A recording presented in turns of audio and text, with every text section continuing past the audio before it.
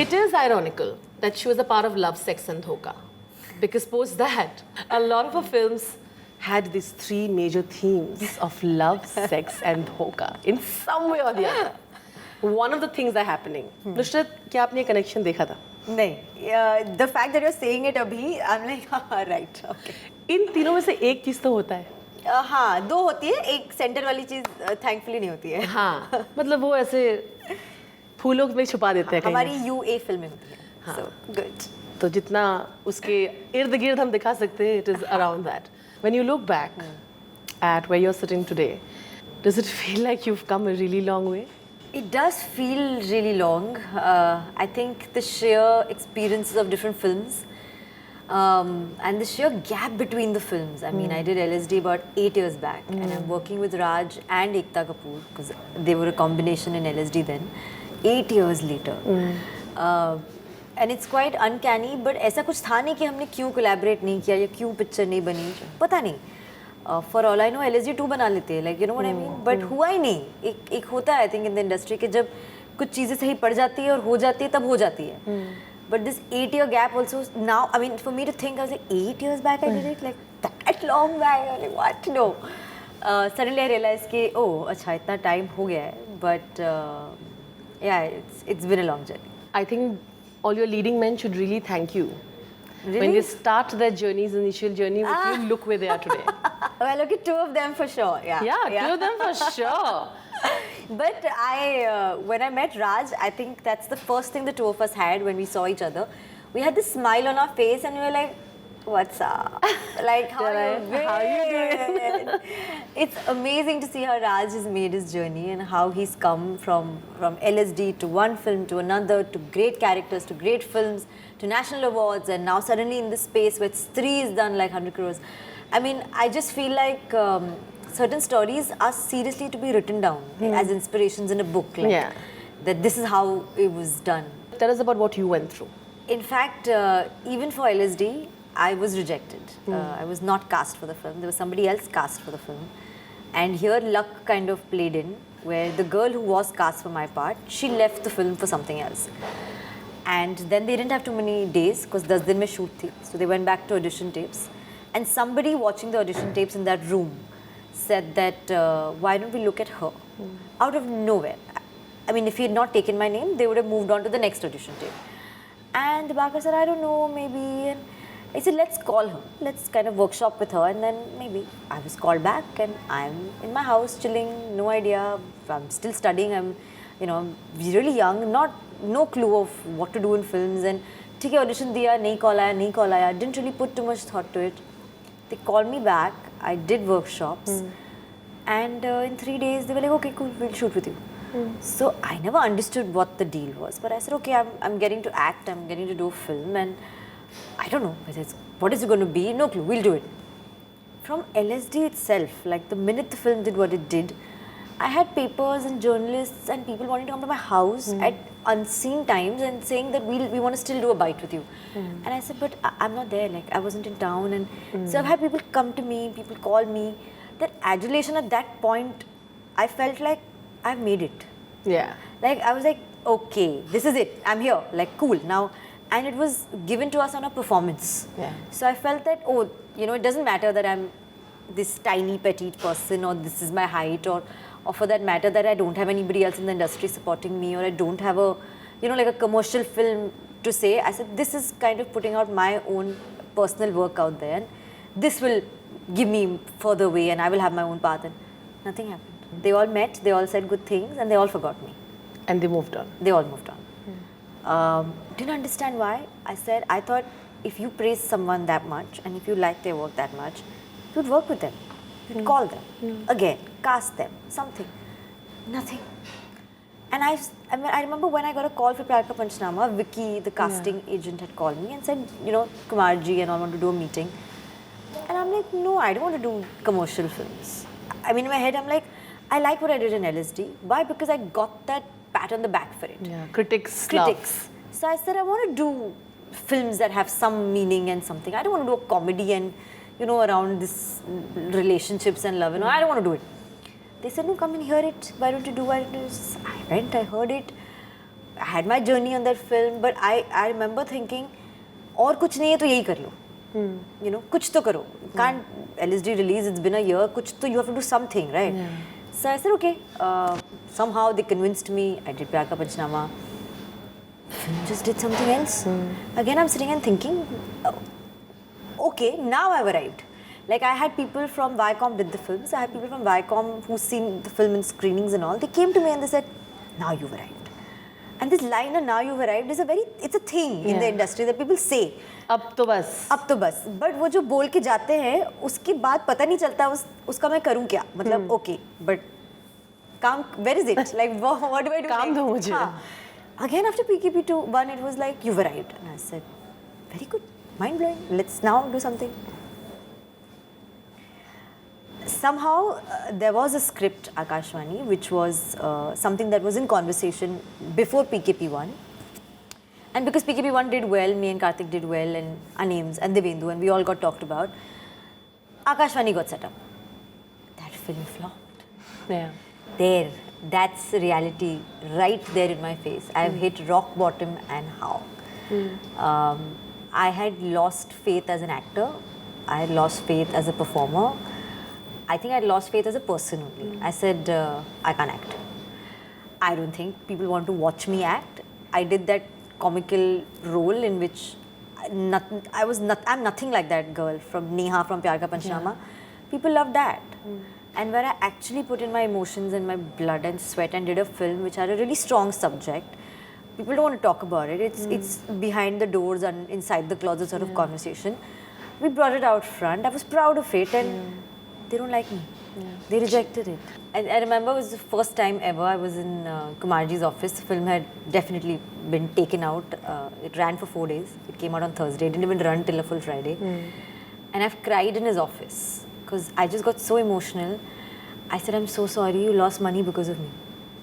I mean, there were a lot of people in the film, but I felt like I lost this money, like this money that was invested on me.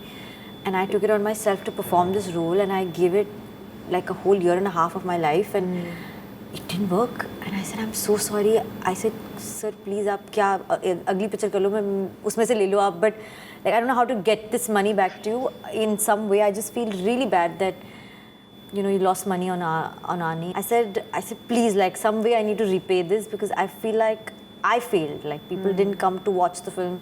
Maybe I didn't perform it right. And the worst thing that happened to me, I was in Delhi visiting some friends, and my friends' parents wanted to watch the film. It was running in one theatre, I don't even know which theatre. And they said, come, you're here, why don't we go watch the film together? So I said, okay, and there were auntie, uncle. I said, sure, come, I'll take you to watch the film. So I'm sitting in this theatre, nobody knows I'm in the theatre, obviously, like I've somehow gone there. And I'm sitting, and uncle, auntie are sitting with me, and there were a bunch of 5 boys sitting behind me. And they have had a live commentary of every shot and scene of thrashing us. And auntie, uncle are turning to me and holding me and saying, it's okay, beta, don't listen to them. And I'm sitting there and I'm like, God, that's savage. I mean, I'm crying there and they're calling me names. And they're saying, oh, what is this drama? What is she doing? And I'm like, okay, somebody just stop the screen or something. Or I should just disintegrate here. So for 2.5 hours, they've gone on and on about how bad the film is and what they don't like. And the only time they enjoyed it is when we made some jokes about certain fun jokes. Is the only thing they enjoyed about the film. Of course, then when the film got over, they got up and I just stared at them straight, and then they realized it was me and they didn't know where to hide, so they ran. But I couldn't move from that seat. The theatre got empty and I just kept sitting and I'm like, okay, I think I'm going to stop. I don't think I can do this anymore. I don't think any actor should go through that. I don't think you can sit in the theatre and watch being thrashed right there. Like, it was just too heartbreaking. Difficult. So yeah, difficult times. Then PKP2 happened. Happier times. Life came back. But somewhere I felt that maybe my understanding of things is not the way audiences and the industry works. I think that's why I kind of I extend that hand of faith or whatever, that I say, I'm trusting you with it. Why don't you tell me what you want to do? Yeah. Why don't you say which film and which role and how you want to do it? And let it come out like that. I think maybe if I do it solely on my own sensibilities, I might go wrong. So that failure made me question my own sort of, Your instinct. And I said, let's just play it to the gallery. I mean, let's just do that. So PKP 2 for me was playing it to the gallery. I mean, I felt like... You're like, I'm going to give this one shot, whatever they tell me to do, I'll do it. Yeah. How much of a toll does it take on your mental health? Like, you said, like, I felt like everything around me and I'm not going to work, I'm not going to make it. Like, how did you come out of that zone and then enter this Pyar Ke Pajna Part 2? It took time. It took a lot of time. I think that 1 or 2 years after Akash-Vaani, till PKP came out, because even while I was shooting it, I was quite disturbed. It's only when the film did well and that we were back in the game, so to say, is where I was like a little secure and calm. And so those 2 years were difficult. It took time. It taught me something that everybody will tell you, but you can't learn it. You have to experience it. You have to go through the grind. Is just to have a mental temperament, to kind of control your own mind, to kind of control your own emotions. And I'm very emotional, I'm very sensitive. Like, I'll start crying at the drop of a hat. So I think those 2 years, it was my own personal struggle to pull myself out of it. Because everybody was there. My parents were there, my family was there, my friends were there, and they were all saying very constructive things and positive things. And they were being supportive that it's all right, it's fine. But they would not know what I'm actually dealing with, and it was only me who could help myself. And I did it. Various sleepless nights, various days of absolute can the day just turn into night quickly? Can it just go past? Because I have nothing to do in the day. It just made me a stronger person, I think, mentally and emotionally. I felt like if I can pull myself out of this, then I've equipped myself to kind of deal with more things in the future. I think it's part of growing up. Maybe I grew up earlier, I don't know. Yeah, I mean, if you ask me really what did you do, I can't even go back there to tell you, because there was a lot of doing nothing. There was a lot of emptiness. There was a lot of, I have no clue. Did your parents know you were depressed at the time? Of course. They've heard me cry myself to sleep and all. So of course they knew I was disturbed. Of course they knew that she's definitely heartbroken. But honestly, my biggest strength to kind of survive through these days or in this industry for so long is my family. If I didn't have my mom, dad, dadi, sister, brother, everybody's here to go home to, then I don't think I'd probably... I mean, I think I'd have left, packed my bags and gone back to whichever city I came from. The fact that I have a sort of life in Bombay, my friends are here, my best friends are here, brother, sister, niece, cousins, like I have like a lot of people here. And I feel like you just have to reach out to somebody in some way to kind of just say that I don't want to talk about it, I just want you to be around me. So just spend time with me. Like, I don't want to feel this alone. I don't want to go through this alone. Or distract me. I think my main thing in life was distract yourself from it. Do other things. I mean, go on a holiday, go to the beach, just do something to kind of become normal again, to come back to, you know, who you were before this happened. Because before this happened, you were normal, you were living life normally. So I felt like I should just go back to who I was and just kind of distract myself from this, and you will eventually move past it. And that's just really how I went through it. And I hope like a lot of people who are listening can, you know, sort of understand how she came out of it. Did you just eventually did you go for therapy? No, I mean, I think that would have meant a very sort of serious situation where we needed that kind of help, where nobody around me was able to kind of get through to me. I feel then you can sort of reach out to therapy saying that, okay, you know, nothing's working. But I've been a fairly simple person. I've been a fairly level-headed person. Even though I was emotional, I kind of understood what the situation was. And what I got in that setup was, there was really not much I could do. I mean, if this is what is there, it's there. Just live it. Like how you live a character, and every character goes through like a down point in life. So if I can live it in a film, I'll live it in real life. Like I meant, like, just live past this, and if there's a better day ahead, there'll be a better day ahead. If not better, it'll be another day. But it'll be another day, like, you know. I know you started with a film called Jai Santoshima. Yeah. And you were very, very young, and it just happened to you. It just came right there to you. But post that, I'm sure you've been in auditions. What were the main reasons that you got initially rejected for? I think every audition I went to, nobody ever said anything about my acting. They always said the audition was good, you just don't fit the part. It took a while for me I kept asking them, I said, what does that mean? But they wouldn't have an answer because honestly, you can't put it in words. What do you mean by you don't fit the part? What is it? The look doesn't work, the styling doesn't work, the age doesn't work, the height doesn't work, the color doesn't work. Like, what is it? What is it about the look that doesn't work? And for a long time, I believed that, okay, look is not working. And you know, when you go to do an audition, there are so many other girls there. I think the biggest, the saddest part is you're looking at every girl and wondering, what is it about her that is working and not about me? So by default, you end up comparing yourself to somebody else, which is not the case. Because you don't know who's behind the camera and who's sitting in an office and deciding why you get the part and why you don't get the part. I think it takes that rigorous sort of going through auditions to realize there is nothing that you can do. Why another girl or another actor gets chosen over you, you will never understand. There is no logic to it, there is no format to it.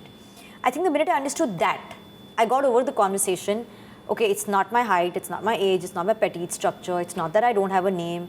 It's the fact that this person does not see me like that. Okay, so if this person doesn't see me like that, who does? Find that person. And that's why from then to now, my modus operandi has been, you want to work with me, I'm very happy working with you. Because you see me in that. I don't have to convince you. I don't have to constantly keep coming at you and say, no, I can do this, I can do that. I want you to have that midway saying that something there is in this girl that I believe that she can do this. And I'm also going to take that leap of faith, and she's taking a much bigger leap of faith by putting her entire career on the line, I think. So it took a while again. But like I said, if I didn't go to those auditions, and if I didn't face those cameras, and if I didn't meet those casting coordinators, directors, and those various actors and models, I would never have come to this realization. I would have been, I think, sitting and wondering, what do I change about myself? Which is not the conversation at all. So as much as I would like to say that back then I didn't fit into the mold of being a heroine, which was true, but there was still somebody who saw me like that. Dibakar Banerjee said, yeah, I want to work with her. Love Ranjan said, yeah, I think she can be this Neha of this film. You know what I mean? There were people who got up and said, we could work with her. I'll work with them. So I stuck it and I said, okay, let's work with you. Yeah. I know you feel that way, but this Nushrat right here is very different from the one who was sitting in that cinema hall and people didn't recognize. Today, I don't think that it's the same scenario. What is the price of stardom that you're paying right now? I think certain aspects of my life have taken a back seat. I'm not saddened by it. I'm not bothered by it. I'm very clear about the fact that I have to do this. It's what I want to do. So if I want to do it, I want to do it. But am I being insensitive and saying that, no, I'm not taking account of what I am taking into account? I know my family is taking a back seat. I know that I've hardly been to any get-together of theirs. I've not attended my brother's or sister's weddings. I mean, I'm always working. I'm always doing something. My timings don't match. I think that part of my life, where remember I said that I've always had family and friends around, and I've gone to them, been with them. Correct. I haven't seen since Sonu ki Titu ki Sweety release. I've not seen my aunt who lives in Worli. She lives in Worli. I've not seen her. I've not met her. So she actually sent me a message saying, do you know it's been a year and a half since I've spoken to you face to face. You've maybe called me, but you've not come home. And how far is it really? And I'm like, yeah, I know. I'm sorry. I feel like time essentially is the biggest price that I have paid, because I've given it all of it here, and certain relationships of mine do kind of take a toll because of that. That Nushrat in that hall would not have done that. She had time and she just gave it to everybody around her. I just don't have the time now. There are things that I can't do, like I don't think I can walk into certain places and just chill with friends and be like that, because I will be photographed, I will be seen, and people will, I feel like just that normalcy of life suddenly has definitely taken a back seat. But then again, things change, people change, lives change. Today, if I'd got married, I would have been very busy handling another life and not had time for home. But because I'm married and I'm handling other things, that's acceptable. But the fact that I'm working and I'm very busy, not giving time, people are like, how can you not take out time? So I feel like if not this, I would not have had time if I was doing something else in life. So that way I kind of correct myself again and said, okay, I'm not doing that and I'm not doing another job. I'm doing this and I don't have time. That I feel is something that I wish I had. I wish I could say I'm only working till this time and after that is my time. But it doesn't happen, It just doesn't happen yet. It is spending some time dodging the paparazzi. Yeah. Is it? It does happen. How are you dealing with that aspect of it? If I give my secret, then people will know. I think they know the car that I travel in, so they know the car number, and that's how then I choose other cars. Smart. So they don't know. So that you can still lead a normal life when you want to. Yeah, like I still go and eat, chicken tikka at Sigiri's. Just I hide in the car and it's like, okay. Or I go to Froyo and sit in the car and I'm like, somebody go get me an ice cream or something. So yeah, that's Do you have time for love? Not at all. But I feel like I'm such a person that if I did have someone in my life, I would have chosen someone or that person would have been a part of my life if he understood the sort of commitment that I'm giving this. And I don't have time, I don't have time. Does not mean I love him less, it does not mean I value this less, I just don't have time. I don't think I'd choose someone or be with someone who didn't get it. So having said that, he gets it. I'm still a person who would, if I got done at 2 o'clock in the night, I would call him and say, I'm done now. If you're free, I'm coming to see you. I'll sleep 1 hour less or 2 hours less, but I'll come see you for 15 minutes or something. So I'll make that extra effort, I feel, where I have to and where it's needed, I definitely would. But the first priority is he has to get where I'm at. But वो अभी तक हुआ नहीं है. नहीं हुआ है. नहीं. So you're totally single. For a while. Because somewhere I think in my head, because the rumors about me have been untrue, that I can't possibly believe that just because somebody's out on a dinner with someone or date or whatever, or they're spotted somewhere. No, really. Yeah, but if that is true, then I am not spotted anywhere. So clearly, really. And you know why? Because she changes the cars. I can't believe I gave Zoom that. Taking it off, guys. But I'm sure everyone knows that you change cars now. I'm sure everybody knows that other people also change cars. Yeah, everybody knows that. It's not a very known. See, I'm telling you, I live under a rock. Yeah, it depends on the industry, and I'm sure they obviously are extremely proud of what you do, but they are worried. I'm sure when they read, if they read stories about you or they read something. Do you get that panic call? When was the last time they gave you a panic call regarding? They follow me on Instagram, my mom and dad. Okay. And so when they see my stories of parties and all of that, and then they see somebody around me like that, and I get a call saying, "Who's that?" And I'm like, who? Because you're at a party and there are so many people around you. Like, who are you talking about? Then I have to open my own story and kind of pause it and say, what are they looking at? I'm like, Dad, really? Come on. I have not looked at this closely. Why are you zooming in and looking at my stories? What is up with you? So, of course, they're paranoid. And like every other consumer or audience to know what my life is, they have taken to social media to see my life. They know what my friendships are. They know how much I value relationships of people in my life. And I know how closely, I probably not hold, people who come into my life fast and leave fast. They probably might not hold that value.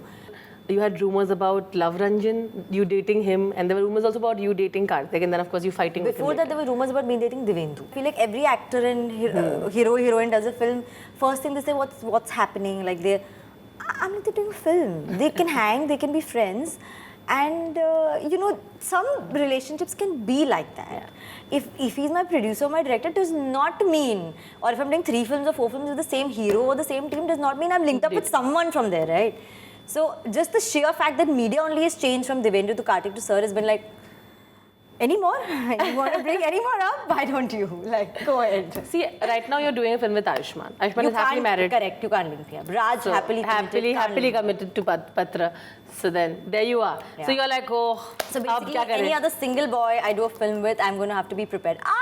There is my linkup room. पहले बोल दो देखो हम लोग बाहर खाने जाएंगे तो ये तो होगा ही तो just FYI. But आप चलो आप linkup rumors देख सकते हो कहीं भी कोई भी paparazzi का फोटो उठा के देख लो. Who have you seen me with? Yeah, that's true. Never. Again, so tell me how is that possible? That's not possible. That's not possible. If you're not, it's a chota shahar, Bombay. You will go out in Bombay only, no? Is this an open challenge to Veeran and Manav? No. I love Manav. And it's the challenge, it's truth. They know. They're there. They capture me so many places. They know. When you ask actors to do also, they're very open to sort of you know, because they have social media. Yeah. And you know, and they actually come out and say, you know, like Malaika Arjun and all of that. And I think they get that respect. Yeah, Farhan, Shivani for me again, great. Arjun Rampal, Demi. I'm like, yeah. You know, great. Like, this is a great And you're in love, space. why do you hide it? True, completely. So, Nushrat? Yes. If I'm in love, you'll see me with the person out there. I am saying it right up in front. Dream girl. Yeah. And we gorgeous. I wish they had given him heels. That would have just, he would have felt my pain, if nobody else's. Is there an evil laughter, like a track happening right now? Totally. Not now. When you see the movie and you see him walk in that avatar, you'll be like, ha! Evil laughter coming right there. Really? Because it'll be like, okay, no. There is a reason why we can do this. And men can't. But it was, I'm sure it was like a riot for you. Complete. Yeah. From Ayushmann to Raj, who's the director, he's just so funny. Like, when you come on set, his first thing is just enjoy, have fun. You can want a director to say, sir, kuch alag karo, emotion. Enjoy, have fun, just have fun, Nush, have fun. I'm like, so that anything else? No, have fun. So his vibe on set was to make the set just make the set happy, get them to working well, and then he'll come and tell you, isko thoda aise. I'm like, हाँ sir. But you're already enjoying it, you're already having fun with it, that wo masti mein wo aa jata hai. And I think that vibe has translated on screen for all of us. Like, we've all just had a blast. And which is that one film that, you know, you've sort of in your head repeated and, you know, tried acting in front of the mirror and said, you know what, this is what wants me to one day become an actor. Which was that film, and who was the actor? Rangila really influenced me a lot. But I was really taken in by Amir's role and Urmila's role and Jackie Shroff's role. I think they all played such amazing parts and they did such phenomenal work that I was like, I could just breathe. Sapne, Kajol, I remember watching that in the theatre and Chandan mein light chali gayi thi, so we were all asked to come out and then we went back the next day and I was like, no, you cannot pause this film for me. Sapne again was, so Kajol for me again has been an actress who I feel like how are you doing this on screen? Like, how are you doing this? Her, Tabu ma'am, again, I think all her work is so strong. From Marches to, from Jeet, even when she did what she did in Jeet for that much, I was like, how? Like, how is this woman doing this? For me, she's just done great work. I wish I could take bits and pieces from all of these people and say that in my entire life of filmography, I have something to talk about. Any other contemporaries of yours whose journey you sort of really feel inspired when you think of? Raj, I think his journey is very inspiring. I said that right in the beginning. Supremely inspiring. My favorite actor of all time is Ranbir Kapoor. And I wish I could do Rockstar and be Jordan, like genuinely. But I wouldn't even do 1% of what he's done, let me tell you. I think that was just some other performance. He was Jordan. He was that person in that film. Like, that film just takes my breath away every single time I watch it. Or even a scene from that film or a song. Like, even today, if I have to do an emotional scene, I will listen to Rockstar songs. Alone in my vanity, prep only Rockstar, and then I'll go on set. And it really puts you there. I start crying. That's your sort of thought process. Absolutely. Wow. There's one song I can add in that list is Badlapur's song which Varun did. That song. But this is my So you have like an emo list. I have an emo list. And that works for you when you're doing like a senti scene or something? Completely. Music is my thing. Like how I can go out there and dance to Dhagala Lagali. I can cry when I hear a rock star's Nadam Paridde or Ho. All of these songs, they just instinctively I'll start crying. You and Kartik also have come a long way. Yeah. Right? Yes. And I'm sure you feel extremely proud that both of you started your journey and both of you today are such commendable actors. Very. I know you shut down all the rumors of your fight. And dating. I think I've been shutting on rumors only with Kartik. I'm thinking what's happening. But yeah. But when you sort of meet him, do you sort of sit back and like take a look back and, you know, sort of get nostalgic about from where you started? I don't think we've spent that much time apart for the nostalgia to kick in yet. I think right now we're both like, hi, what's up? Hey, I saw that, damn cool. Where were you? Achha, what were you doing? Okay, what are you shooting? Okay, bye. Busy. It's almost like we both know that we are in this sort of space where he's doing stuff and he's supremely busy and I'm doing stuff and I'm supremely busy. That he asked me the last time, he said, Turam kahan ho gayi? Maine kaha, haan. Dream kar? Maine kaha, haan. Ab maine kaha, kar rahi hu ye wali. So we both are very in sync with... Haven't got the time to sort of sit and chill for a long time. Totally. Like even last at an award function, he was leaving an award function earlier and I was exiting at the same time. So we met at the red carpet exiting. And I'm like, are you going in, coming in? He said, no, I'm done, I have to go there. I said, when I have to go there. So it's just, you know him, I know him. Of course, we know each other and we have that 8 years of familiarity. But even presently, we just know exactly where we are. Like we've sat behind and wished to have these days in our lives, and now we're living it. So why complain? Why complain? Like, what is the complaint? Yeah. Right? Just totally like, yeah, cool, I'll see you. Okay, I'll catch you back. It's that. It's like he will to understand, and it's like she will to understand. Obviously, we know this. We know this about the industry and us. So, yeah. I know that you also handled a lot of questions about how these movies were sexist at that time. But today, when you look back at them, do you look at them differently? I looked at them even back then. Of course, I did question it. Of course, when I read it, I said, what is this? What are you doing? I don't understand this. Like Pyar Ka Panjna Part 1. Part 1, of course. But, you know, it's correct to ask questions, but it's also correct when you get the right answers to believe them. And to say, you make sense. If somebody makes sense to you, it makes sense to you. The story was about 3 girls who were wrong for the 3 boys, and that's what it was. It was a comedy film. It was a joke. How many jokes do we actually encounter in a normal friend circle? I mean, do we really sit and say they're all sexist? The jokes. Sometimes you just have to understand that it's done for a particular effect. I feel Pyar Ka Panchnama's premise was that these 3 boys are stupid. They're stupid that they're in love with 3 girls who are not their match. So leave them and go find what is correct for you. Don't do this because you're not going to achieve anything with this. And there was humor in it. There was a little bit of pushing because it's comedy, you're going to have to push it a little bit. And that's what it was. I feel like everybody has an opinion and they're right to have it and entitled to have it. But similarly, I have an opinion and I feel like that's what it was. I did not complicate it beyond that. I'm a simple person. I left it at that. In fact, Sonu ki Sweety, the girl was not wrong, ever. It's just because we came from PKP 1 and 2 that you ended up saying this is also the same. But it's not. The boy cried. The girl did not have a single crocodile tear to kind of get the boy, you know. The boy cried and said, I don't have a reason. There is no right and wrong. You just choose me. You know what I'm trying to say? She fought her ground. She said, you know what? I'm not going to stand down and be a victim in this. I'm going to give it back to you. It's a war. I'm fighting you. All gloves off. It was all done in fun and banter. And I mean, like, I feel wo to bilkul hi nahi thi. So what are you talking about? Like, so yeah, that. Well, thank you so much. Thank you. Thank you. Thank you. Thank you so much.